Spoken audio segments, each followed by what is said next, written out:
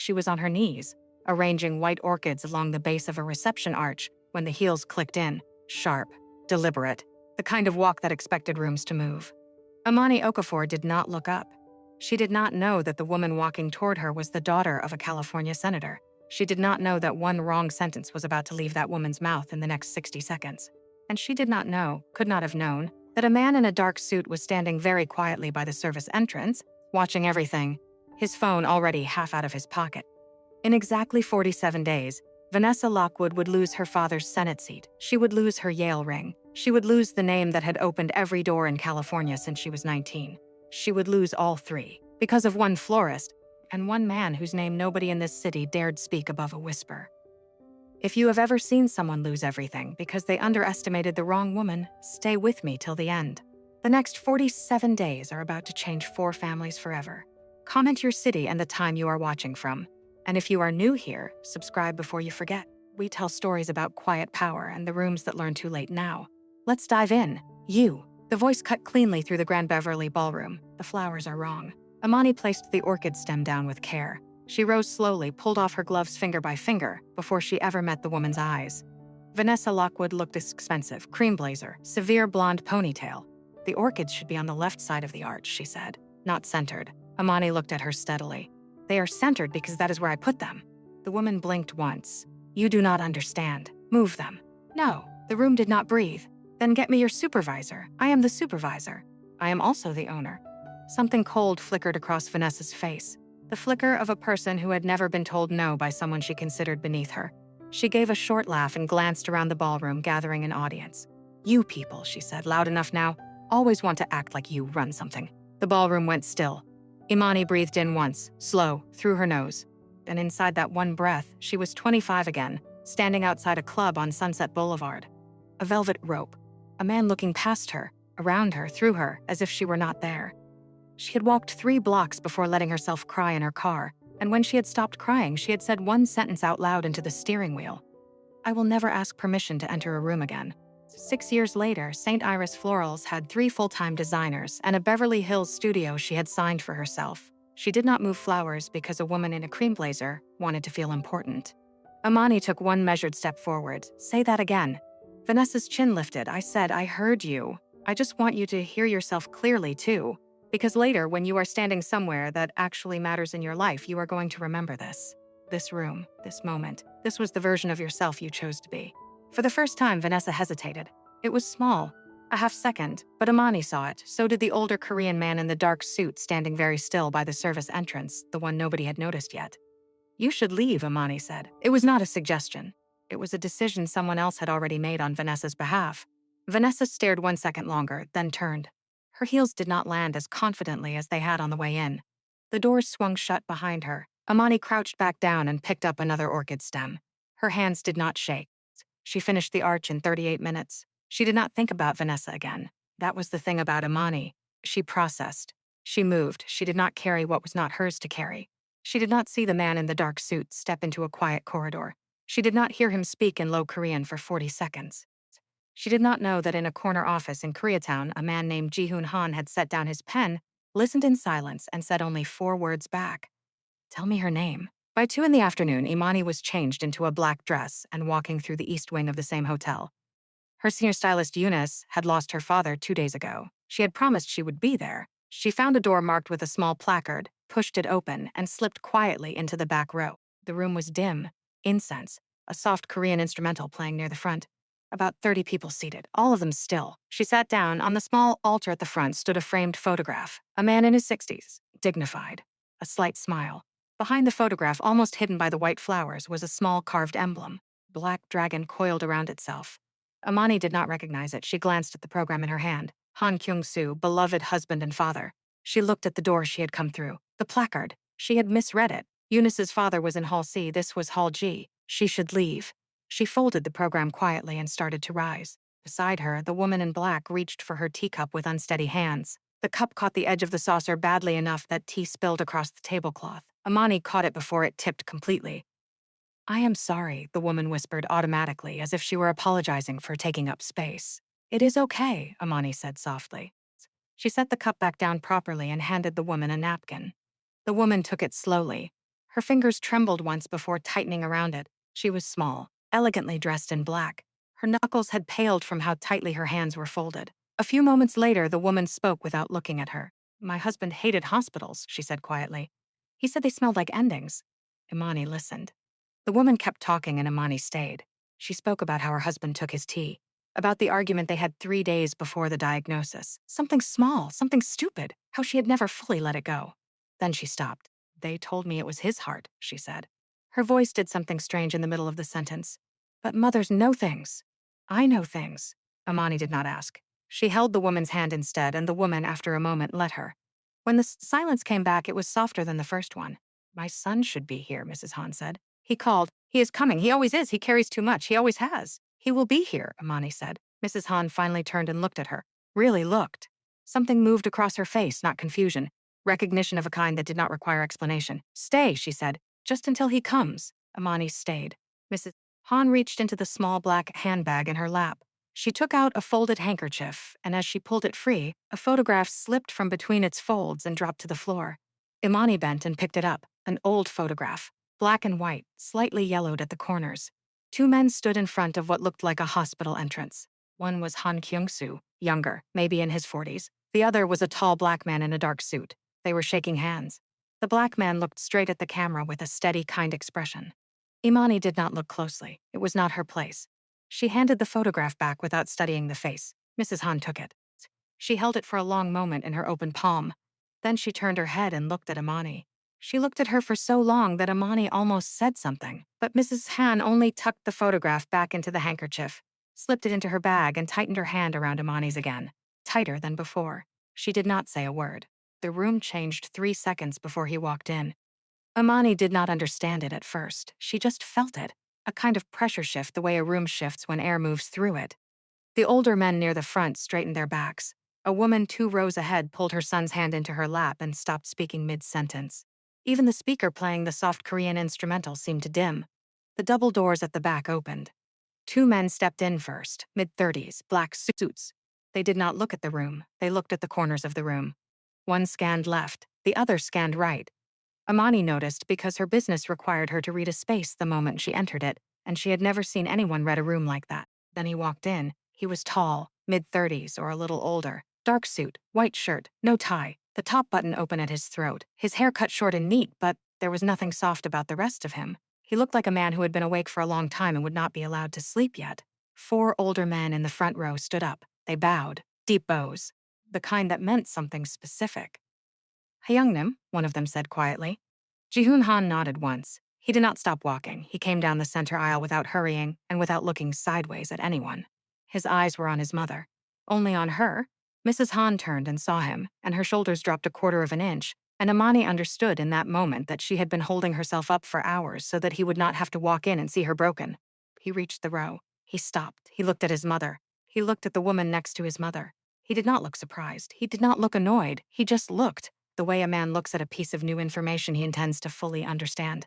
"Iyama," he said. His voice was lower than Imani expected. Quieter, too.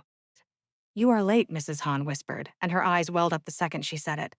"I know," he said. "I am sorry." He bent. He kissed the top of her head. He sat down on the other side of her, so that his mother was between him and the strange woman his mother was holding the hand of. He glanced at Imani over the top of his mother's gray head. Imani opened her mouth, then closed it. She had been rehearsing how to apologize for the last 20 minutes, and now that the moment was here, the apology sounded ridiculous in her head. "I came to the wrong service," she said quietly. "I am sorry. I will leave." She started to move. Mrs. Han's hand clamped down on hers. Jihoon's eyes flicked once to where his mother was holding the stranger, then to Imani's face, then back to his mother. "It is all right," he said softly. "Stay." He did not say it to Imani, he said it to his mother. The ceremony continued. It was short, the way the second day of mourning often is. A monk spoke. Then an older man Imani would later learn was Byung-soo, Jihoon's uncle, spoke in Korean. Imani did not understand the words, but she understood the cadence, stories, a life, a man who had been loved. Jihoon did not move for the entire service. She felt him there beside his mother, the way you feel a stone in a riverbed. Still, heavy, patient. Every now and then his hand moved over to cover his mother's, and Mrs. Han's small hand would disappear inside his entirely. When the service ended, people began to rise. A small reception was set up in the adjoining room. Soft jazz, white flowers, plates of food no one was eating. Imani gathered her coat to leave. She had stayed long enough. She wanted badly to be in her own car. Then she heard the heels, sharp, deliberate. She knew them before she turned. Vanessa Lockwood walked into the reception in a black silk blouse and dark trousers. She had changed her clothes. She had not changed her face. She came in scanning, the way someone scans a room when they are expecting to be looked at. She saw Amani. She stopped. 3 seconds? 3 full seconds of calculation. Amani could almost see the arithmetic running behind her eyes. Then Vanessa walked straight past Amani, straight to Mrs. Han, and said, loud enough for 15 people to hear, "What is she doing here? I thought family space was being kept private." The room did not breathe. Mrs. Han set her teacup down on the side table. She did not look up immediately. She put both hands flat on her own knees. She drew one slow breath. Then she stood. She was small, 5 feet at the most. She had to look up to meet Vanessa's eye. But when she stood, the room changed again. She walked the 4 steps across the carpet without rushing. She stopped in front of Vanessa. And then Mrs. Han slapped her. Hard. The sound carried. Vanessa's head turned with the force of it. Her hand went up to her cheek a half-second too late, as if her body had needed that half-second to believe what had just happened. Mrs. Han spoke first in Korean, quietly, to someone over her shoulder. Then she turned back to Vanessa and switched to English. Her voice did not rise. "This woman," Mrs. Han said, "sat with me for 1 hour when I could not breathe. She held my hand. She listened to me talk about my husband when I was falling apart. She did not know who I was. She did not want anything." She drew one more breath. "You were supposed to be here at noon. It is now 4 o'clock. I called you twice. You did not answer your phone." "Mrs. Han, I get out!" Vanessa froze. Not her, Mrs. Han said, and her eyes never left Vanessa's. "You." Vanessa turned slowly toward Jiun. He was standing now, hands in his pockets, his posture relaxed in a way that should not have been frightening, but was. His face held nothing, no anger, no surprise, no softness, just the still, unmoving expression of a man who had already finished deciding something, possibly several hours ago. Vanessa's voice cracked. He did not answer. She stared at him for another beat. She seemed to be waiting for something. Anything that would tell her the door was not closing. Nothing came. She adjusted her blouse. She walked toward the exit. When she passed Imani, she leaned in just close enough to be heard. "This is not over," she whispered. Imani did not turn her head. "For your sake," she said, "it should be." Vanessa walked out. The door swung shut behind her. Mrs. Han turned, walked back to her seat, picked up her teacup and drank. Nobody spoke for a long time. Jihoon walked Imani to her car. He simply turned at the same moment she did, and the 2 black-suited men by the wall fell into step 10 paces behind them. The parking garage was cool, quiet. "Your mother does not let people in easily," Imani said. "Never," Jihoon answered. "Not once in my life." She found her keys in her bag. She did not look at him while she searched. "I am sorry about your father." He stopped walking. She looked up. He had stopped because she had said it. Not because anyone else had said it that day, but because she had. She could see it in his face. "Thank you," he said. It was the first thing she had heard him say with any softness in it. He held her car door open. She got in. He stood at the curb and watched her drive away. One of his men cleared his throat. "Hung Nim." "The car. Have someone pull her business file," Jihoon said quietly. "St. Iris Florals. Just the public information. And do not put anyone on her." The man hesitated. "Are you sure?" Jihoon turned and looked at him. The man bowed slightly and stepped back. That night, Jihoon stood in front of his father's grave alone. The rain had stopped an hour before. The grass was wet. He stood with his hands in his coat pockets and did not speak for a long time. When he finally did, his voice was quiet enough that no recording would have caught it. "I have not found them yet, Appa." He paused. "The ones who did this, but I will. Soon." He bent. He laid one white chrysanthemum on the stone. "I have someone watching closer than they think." He walked back to the car.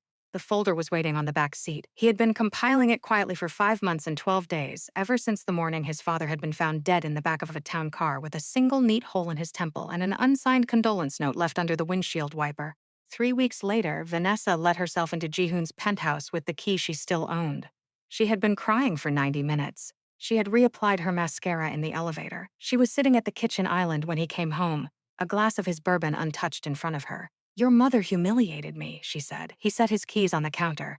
"I am not going to talk about that with you." "That woman, the florist, someone heard what you said to her this morning." His hand stopped halfway to the cabinet. "What did you just say?" "I am telling you what people are saying. Beverly Hills is small, Jihoon." "You knew her name?" Vanessa blinked. "What? You said the florist. You did not ask who she was. You knew her name. You knew where she would be at 2 o'clock. Which means somebody told you. Which means we are going to talk about who that somebody was." She opened her mouth. She closed it. "Where were you at noon today, Vanessa?" She did not answer. "Where?" he repeated. She still did not answer. He nodded once slowly as if she had answered him after all. He walked to the bedroom and closed the door behind him. 2 days later, on his desk in Koreatown, his second-in-command laid a thin folder. "You asked for the Trace Youngnim on her phone." Ji-hoon opened it. The first photograph stopped him. Vanessa 3 weeks ago, leaving a hotel in Pasadena at 6 a.m. The man holding the door open for her was older, heavier, American, mid-40s. A face Ji-hoon had been looking at quietly for 5 months. Marcus Vance. The name on the unsigned condolence note. The man whose voice had been on the wiretap his uncle had played for him in private last December. The man who had ordered his father killed. Ji-hoon did not move for a long time. He did not believe Vanessa knew. She was foolish, but not that. She was being run, and she did not know she was being run. And that was almost worse because it meant Marcus had spent 3 months building a backdoor into the Han family through the woman Ji-hoon had been sleeping next to. He closed the folder. He picked up his phone. He dialed her. It rang twice. "Ji-hoon, I have been. It is over." A pause. "What? It is over. Do not call me again. Do not come to my building. Do not come near my mother or my sister. Ji-hoon, please. I know about Marcus." The silence on the line stretched out long enough that he could hear her breathing change. "Goodbye, Vanessa." He hung up. For the first time in 5 months, he had a direction, a real one. A door. He did not know yet what he would do with the woman who had unwittingly held it open, but for the first time since his father had died, his hands felt useful.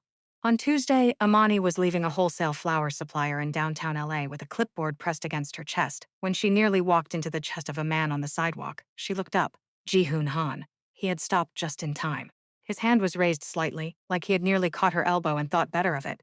She laughed before she could stop herself. Not a flirty laugh, startled, embarrassed, a little tired.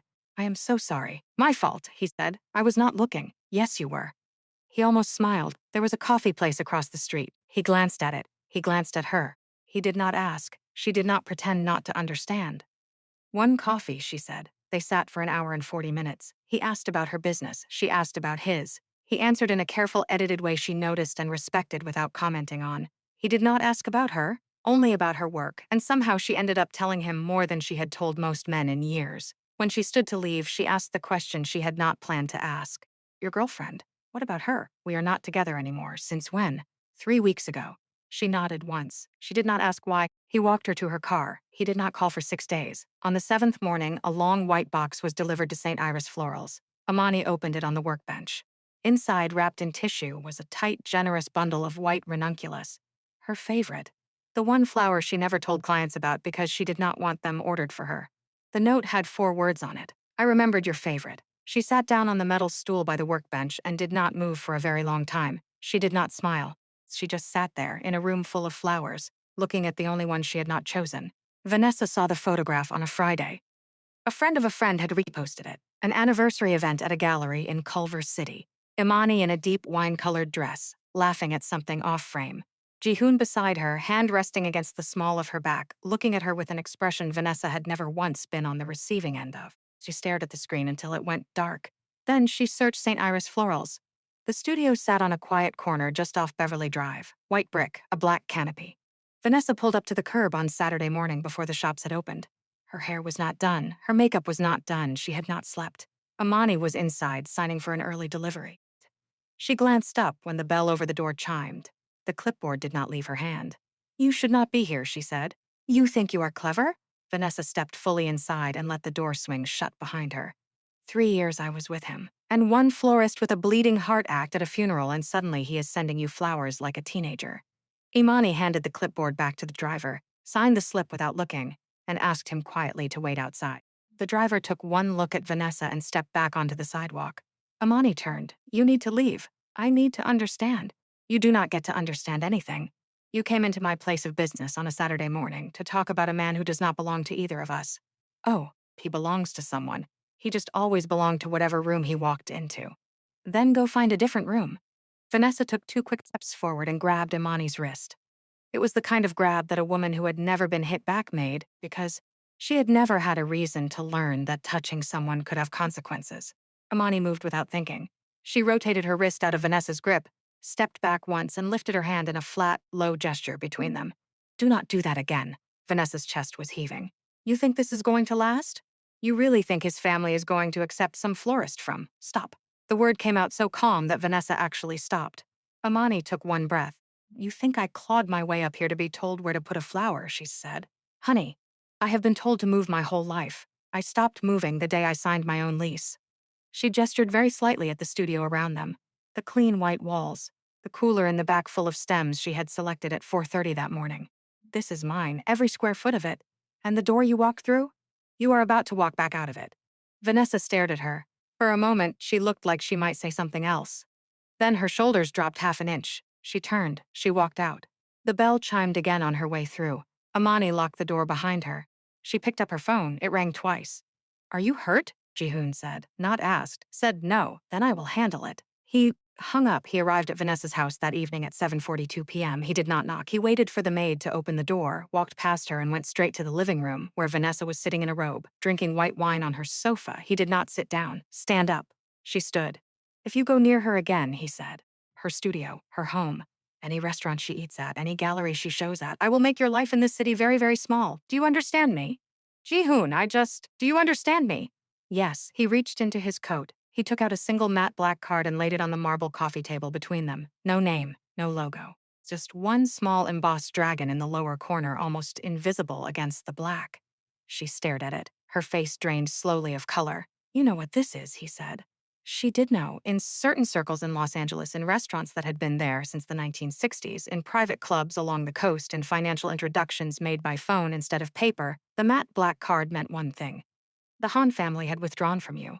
Every Korean-owned business in California, every chaebol partnership her father had spent 15 years building, every casino contract in Vegas, every banker, every door, closed.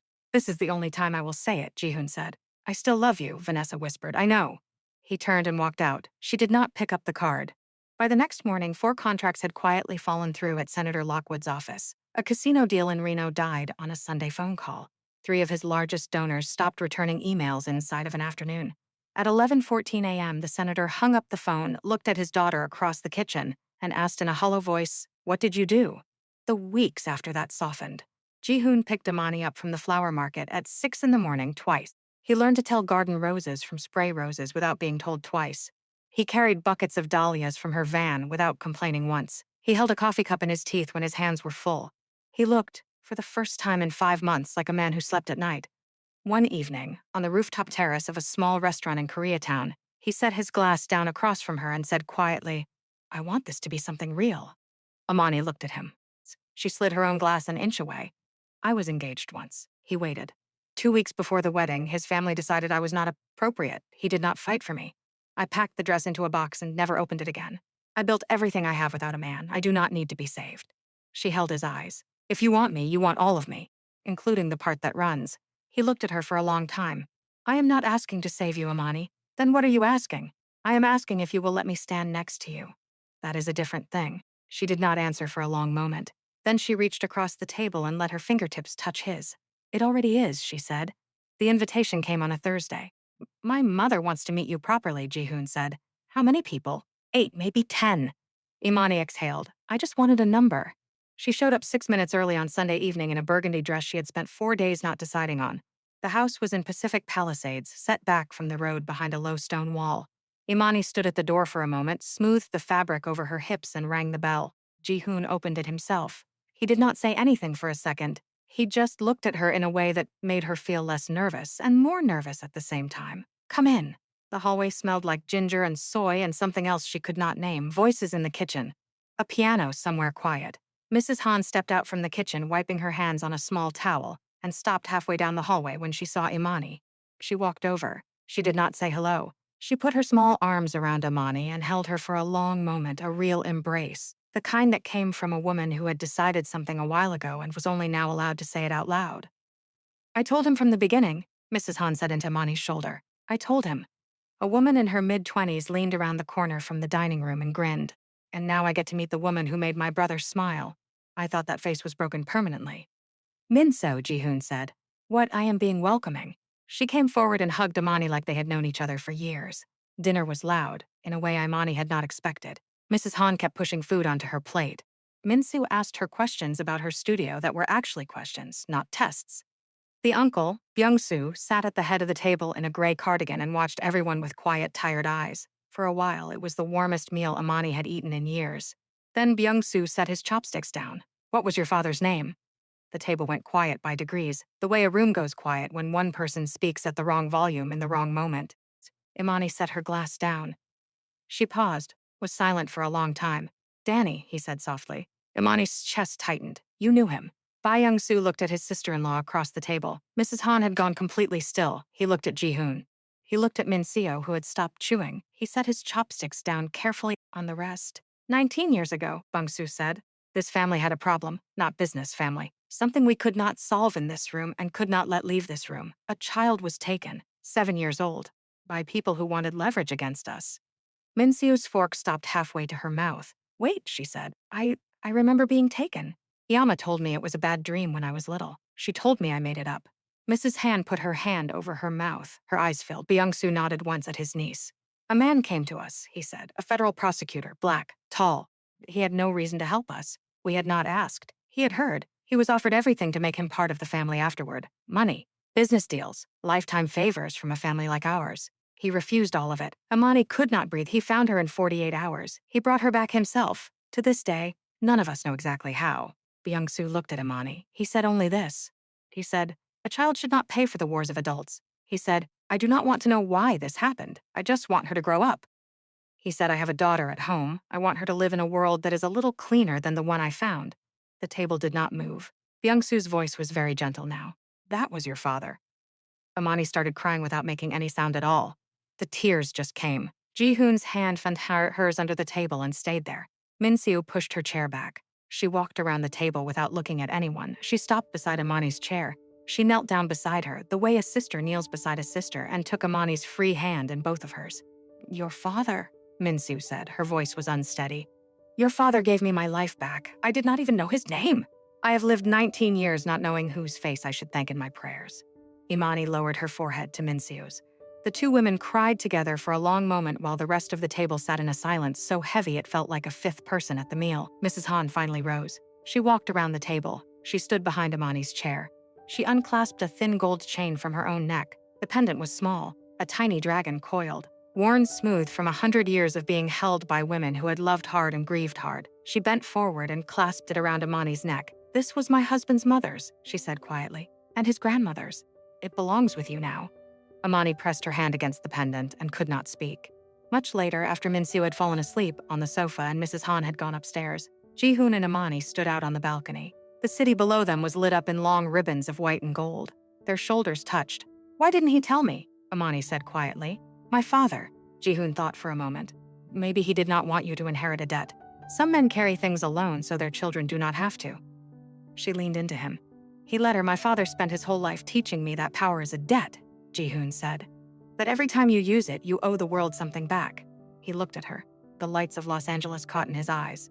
"Your father saved my sister's life and asked for nothing. For 19 years, my family carried a debt we could not repay." He took her hand. "I am going to spend the rest of mine trying." She did not answer. She did not need to. She turned her face up. He bent. The kiss was slow, quiet, certain. Behind them, the city kept moving. Somewhere below, a senator was reading his fourth refusal letter of the morning. Somewhere else in Koreatown, a folder marked Marcus Vance was being read by men who had been waiting 19 years to be useful. But up on this balcony, none of that mattered yet. Two people stood in the dark and held each other. A daughter who had grown up in a cleaner world because of a man she had never thanked, and a son who had finally found a way to repay him. So, that is the story. A florist who walked into the wrong memorial. A mother who had been waiting all day to be held. A son who would have torn the city in half if anyone had touched her. And a debt of kindness that had been quietly waiting 19 years to come home. I want to ask you something honestly. Do you think Daniel knew? Somewhere in the back of his mind, do you think he knew his daughter would meet that family one day? Or did he do it the way most truly kind people do anything important, without expecting it to be remembered, without expecting it to come back? Tell me below. I really want to know. And if a stranger has ever shown you a kindness you could not repay, type one word in the comments, just one, their first name, or what they did. Let us make a wall of them in this comment section tonight, so that somewhere out there, kindness gets to be loud for once. If this story touched something in you, hit like. It helps more people find these stories than you know. Subscribe if you are new here. We tell stories about quiet power, about the people who walked into the wrong room and changed somebody's whole life, about the rooms that learn eventually too late. I will see you in the next one.